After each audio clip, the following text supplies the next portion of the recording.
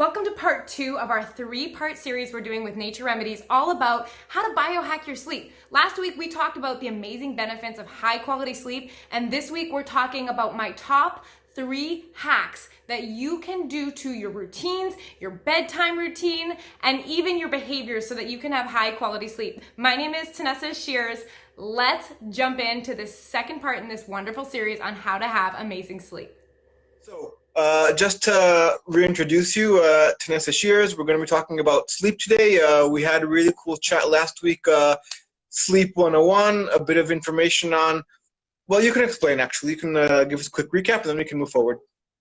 Yeah, last week we talked all about the benefits of an amazing sleep and how it's like that magic pill that makes exercise and nutrition and everything else you're working on in your life so much more effective. And we got into, how it's an amazing thing for not only your relationships, but anything you want to do, because it really helps with impulse control. It helps with your mood. It helps with your memory. It helps with your fitness. It helps with so many areas of your life. So we really went deep on why we should start paying attention to sleep, because it's one of those things like we talked about that everyone goes, yeah, I get sleep, I'm fine. But until you have that amazing sleep and you're hitting, your enough deep sleep and your enough REM sleep and you're getting your duration and your quality, it's almost like you don't know what you're missing. So that's what we went into last week.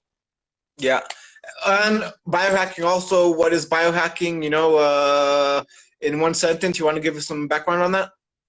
Yeah, it's basically anything you do as a self-experimentation to try to improve your longevity, how you feel on a daily basis, the way your body functions, the health of your body. It's anything that you can do that you're measuring, did this make me feel better or not? It's kind of like hacking your health, biohacking. Yeah. Okay, so we got that out of the way. Today we are talking about some tips, actionable items people can implement in their own lives to have better sleep. But I think before we start, we spoke about establishing some definitions, ground rules. Let's start with the circadian rhythm and, synchronizing it, what it is, right? That's the beginning point, right? Yeah, totally. Well, what we wanted to talk about today that was different from last week is today is all about action. Like, we want to leave with stuff that we can actually put into play. And we're talking today about what I think are the top 3 things that you can do to your sleep routine to biohack your night routine so that you can get better sleep. And the first one, which is what you mentioned, is by doing a circadian rhythm reset. So if we haven't heard of the circadian rhythm before, we've probably heard of it in other terms. Like, most of us have probably heard, like, are you a morning lark or an early bird, or are you a night owl? Most of us have heard that before, and that's kind of a generalized way of saying, when does your body operate best? So circadian rhythm basically means when your body when you fall into that daily 24-hour clock. Like, our body likes to follow it. Like, our metabolism follows it, our hormones follow it, our hunger follows it, our sleep follows it. We live on that 24-hour clock. So your circadian rhythm is essentially how your sleep functions in relation to that 24-hour clock. And for everyone, it's different, right? Yeah, absolutely. And the interesting thing is, for everyone, it's different when all factors are the same, meaning when we're all turning out our blue light at the same time at night, when, we're going to sleep and everything like that. But there are definitely people who naturally fall asleep earlier and wake up earlier. And there are people that definitely fall asleep later. Like, I don't know, what do you think you are? A morning bird or a night owl? For sure morning. For sure, 100% morning person. I'm not good at night, but first thing in the morning when I get up, like the first 3, 4, 5 hours after I get up, I feel those are my peak hours for performance. Yeah, and identifying that is such a key thing, not only for health and fitness and performance, but also for business. Like, if you're gonna really focus on applying your best brain, for sure. I'm an early bird too. I'm sleeping by 9:30 and I'm up by 5:30, and without alarm clocks, just how my body works. That's a bit too early for me. I get up normally. My body wakes me up at around 7 o'clock, I would say. 5:30 is a little bit too early for me. Yeah, well, you know what the interesting thing was is before, we're going to talk a little bit about how to do a circadian rhythm reset, but before I did mine, I would have said, yeah, I'm asleep between 10:30, 11, up between 7, 7:30. But once I started removing all those factors that affected my sleep quality, I was naturally getting tired at 9:30, 10, and naturally waking up at 5:36. And that's without an alarm clock, without any manipulation. That's Yeah. just how my body functions now. And the neat thing is it follows the sun. I go to sleep when it gets dark, and when the sun starts to peek over the mountains here at 5:36 in the morning, I'm up. So it's kind of neat. So what happens in the winter when the days are shorter? What happens in the winter, we sleep better in the winter on average because we're not getting that late night sun coming through our windows. We're not being woken up early in the morning. So on average, we do sleep more during the winter just by default because we have less daylight hours. Yeah, but you don't fall asleep like at 4 o'clock, right? No. I still got a baby to take care of and a house to live in and manage. No, we still probably go to bed around 9, 9:30. Routine is the same. So how do you reset your circadian rhythm?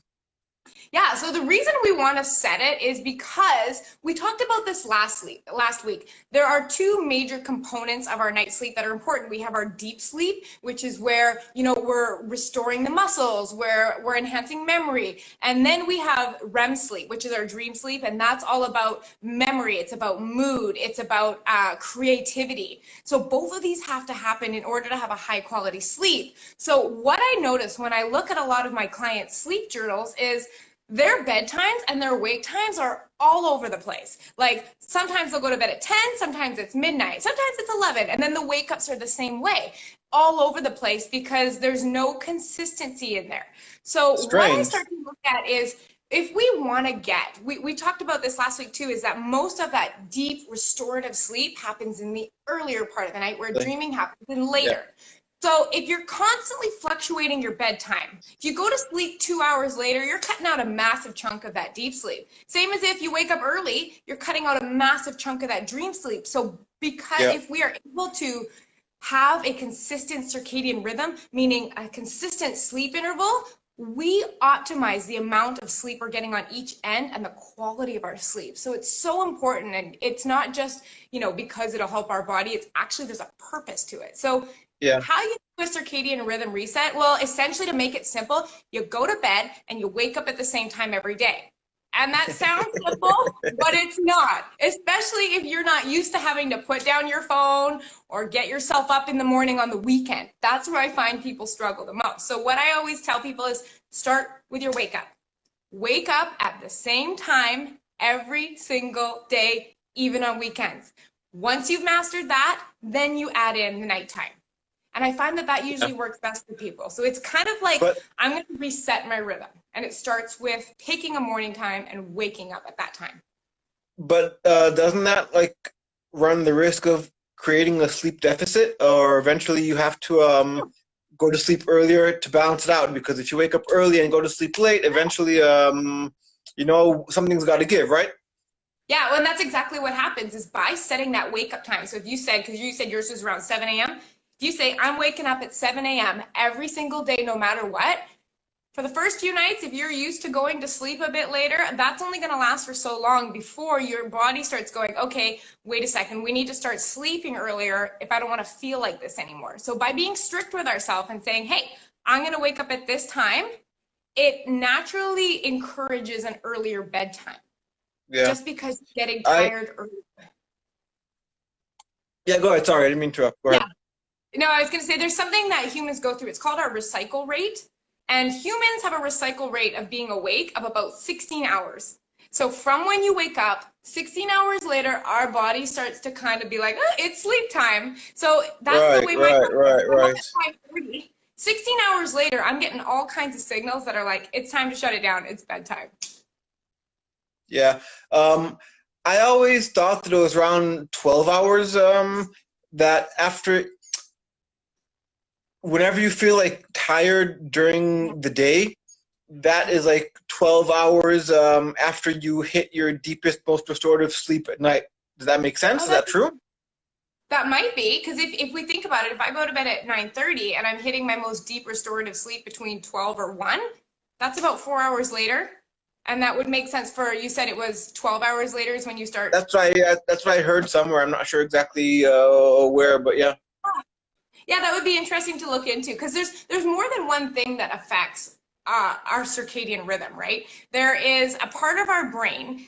So basically, if you think about how light comes into our eyes, it comes into our eyes and then the nerves cross and go into our brain. Okay. And right above that cross, there is something called the SCN, the suprachiasmatic nucleus, and it's sensitive to light. So when light starts to get dimmer outside of the day, basically this SCN says, okay, it's getting darker. We need to start releasing melatonin so that we can tell the body it's time to sleep. Yeah. Yeah. Yeah. So that's one of the things that we start looking at is, okay. 1 second. One moment. I'm back. Sorry, under control. Yeah, yeah. No, so that's one of the things that happens is when that natural ambient light of night starts to dim and, you know, sunset starts to come in, is we get less light into our eyes, right? And less light signals that SCN that, hey, we need to ramp up melatonin production because it's time to go to sleep soon, right? So that's one thing that's creating that natural nighttime rhythm. And the other thing is this, I found it fascinating when I learned this, it's called sleep pressure. So when you wake up in the morning, you have zero sleep pressure. As the day goes on, you have a buildup in your brain of what's called adenosine. Those adenosine molecules. Adenosine. Yeah. So those adenosine molecules bind with receptors. And as adenosine binds with those receptors during the day, they become fuller and fuller and fuller, and it increases the pressure to sleep. So the more adenosine we have in our brain, makes you tired, basically. Totally. So if all of our adenosine sites are occupied, what it said is that we have a high sleep drive. You get very tired very quickly. So those two things, the light coming in your eyes and the sleep pressure, work together to help with your circadian rhythm, if that makes sense. The sleep pressure, though, can't you just like call it tiredness or fatigue? Yeah, absolutely. Isn't that like the same? Yeah, it's the sleep pressure, like a nice way of saying it. Yeah, it's the physiological what's going on when you start to feel tired. So it's kind of all right, cool. Okay, so I'm guessing tip number 1 is synchronizing your circadian rhythm. Tip number 2 is? So what we're going to talk about with tip number 2 is eliminating that blue light before bed. This is one of those tips, again, that everyone's like, I'll not look at my phone for 15 minutes before bed, but it is, after synchronizing your rhythm, it is one of the most effective things that I have found to truly change my sleep. So what happens is when light enters our eyes, like we said, it puts a message to that SCN that's in our brain that releases melatonin, right? Yep. So when we are constantly feeding our eyes bright light before bed, our brain thinks, hey, it's daytime. We don't need to release any melatonin to tell us to start sleeping, right? So what happens is then we turn out the lights at 10 p.m., we go to sleep, and our brain goes, oh, we should probably start thinking about sleep right now because it's dark. I'm not tired yet.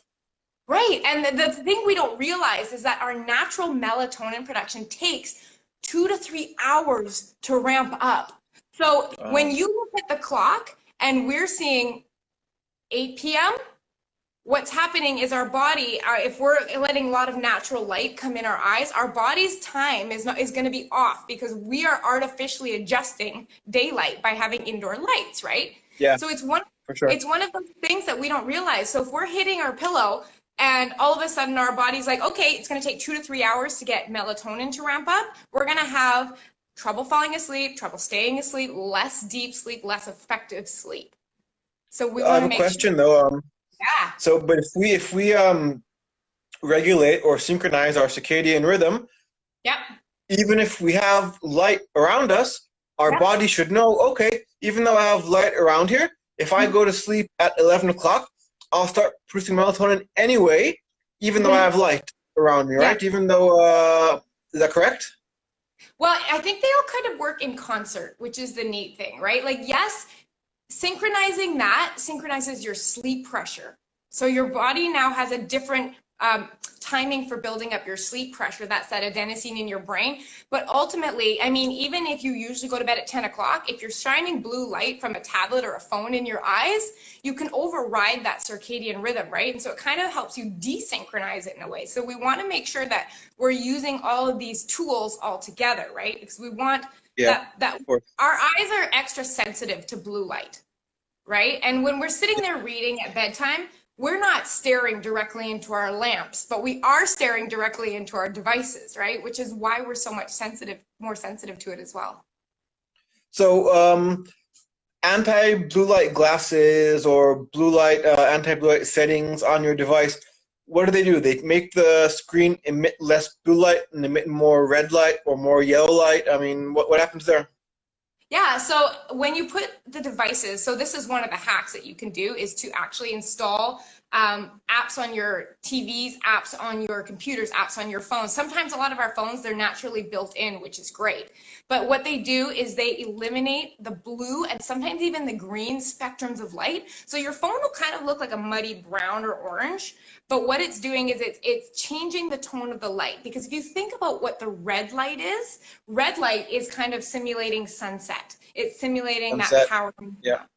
Right? So what it does is it knocks out the light that stimulates that area in our brain, the SCN.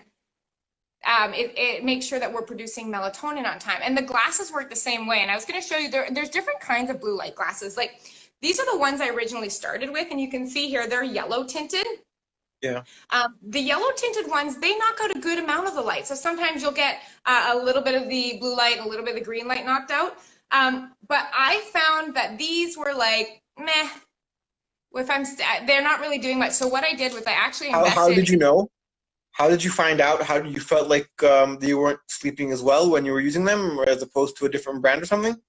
Yeah, I didn't notice much of a difference when using those. And I even got the ones with the yellow tinted because sometimes they're clear. What I find these are actually fantastic for are things like computer work during the day. Anytime after noon when you're sitting in front of a computer, these are great to have. You knock out a lot of the junk light. But these, I'm going to show you now, these have been my secret weapon for amazing sleep. And they look really cool.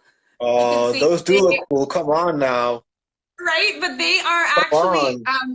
they're red lens and they block out 98% of like red light, blue light, violet light, or sorry, blue, green, and violet light. These are fantastic. Within those like are awesome. 20 minutes. Yeah, my husband thinks they're cute. But so cool. I would wear those to walk outside in the street, you know, honestly. I mean, they're awesome. You know what's interesting about them though? They make you really tired. So I put these on. I go to sleep at 9:30. I put these on at 8 o'clock every night. So they go on about, I'd say 9 o'clock, 8:45. I start getting so drowsy because they block out blue light that tells your brain, wake up. It's time to wake up right now, right? So by having the red light, I'm essentially saying sunset's coming. It's time to go to sleep. I want to get a pair of those. Those are really awesome. Really, I love the whole vibe they have. Yeah, I mean, these are an amazing biohack. So basically by 9 o'clock, I'm ready to fall asleep. And then what will often happen is I'll read, or my husband and I will read before bed. I fall asleep reading within 2 pages. I am out like a light. And it's crazy. The nights that I wear these, when I watch my sleep quality, my deep sleep is amazing. And what this lets me do is it lets me, if I need to check my phone or I need to check my computer, these help block out the blue light from that. So on my phone, I have a setting to turn off the blue light. I've been using it always. I don't even turn it on the regular setting. Yeah. Does that have the same effect as the glasses, or is it less good or different effect, or what do you think? I think it's like a good, better, best kind of thing. So when I have the night mode on my phone, I look at it and I can still look at it. I still can tell what's blue and what's green, right? And that tells me my eyes are absorbing blue and green light. When these go on, I can't see anything. Everything looks red. Like, I wonder even if I could hold them up to the camera so you can kind of, there we go. Yeah, wow.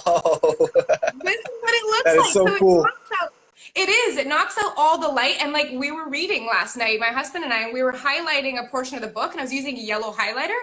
I couldn't even see what I was highlighting. And I was like, woo, and it was still highlighting, but it blocks out all light. So my brain is primed for sleep when I'm ready. That is awesome, really. I mean, I gotta find a pair of those glasses. Just they're so cool. Yeah, Especially the well, shape. The shape, the frame is really awesome. I know, they're kind of neat, but like obviously these are something that I purchased and we're not sponsored. But if you're curious, I can. Oh, can you see them? They're by True Dark. It's actually Dave Asprey's company. He's the guy that's like the founder of Biohacking. But no, these have been transformational in my sleep in terms of just feeling tired. It lets me, I mean, we do still knock out all devices 60 minutes before bed because I want my dopamine to chill out. I want to be, just be 16 winding minutes, down. you said? Sorry? 16 minutes? You said 16 minutes? 60. So an hour before bed, 60, yeah. we close all devices, absolutely everything, usually an hour and a half. But I mean, there's always still those times like we have to check our baby monitor and it's on my phone. If I have these on, I don't worry about it, re-stimulating my brain to wake back up. Yeah. That is very cool. I've been trying to reduce the amount of time I spend on my devices before I go to sleep. It's difficult. But I'll try. I mean, and also there's NBA playoffs right now, and it gets broadcast here at night. And I'm a huge NBA fan. So I wonder what I would see if I was watching. Maybe I wouldn't see the ball, because the ball is orange. I don't know. It's interesting. No, you would see the ball. That's the thing, is it allows red and orange light to pass through, but not blue, purple, and green. Okay, so it's interesting. I'll see if I can find a pair of these glasses. So we're kind of short on time. Let's jump into our third tip. Okay, take it away. So our third biohack, so we covered you need to set your circadian rhythm because that's the king of it all. 2, block out that blue light so that you can actually keep your circadian rhythm reset. The third one, and a lot of people aren't loving this one, but it's I'm going to show you the science behind it. And I find if I like the science, if I know the science, I'm more easy convinced. So it's to cut out or eliminate alcohol in the evenings. So not even a beer? Even a beer.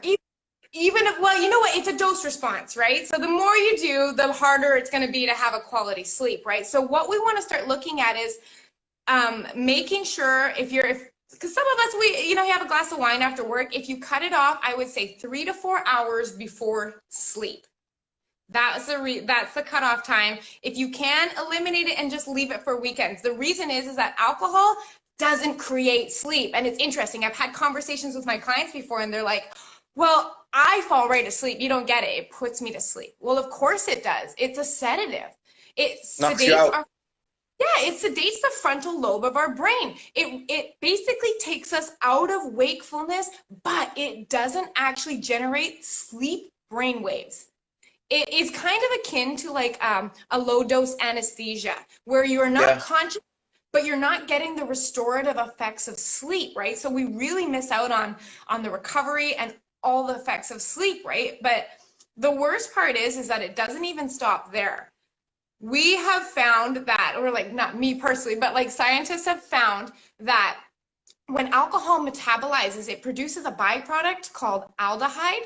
And what aldehyde actually does is it blocks dream sleep and REM sleep, which is a huge component of creativity and mood and recovery. So if you're not able to properly get REM sleep. So basically you have your dream, your drink, you get sedated. So you kind of go into this like what feels like a deep sleep, but it's a deep sedation.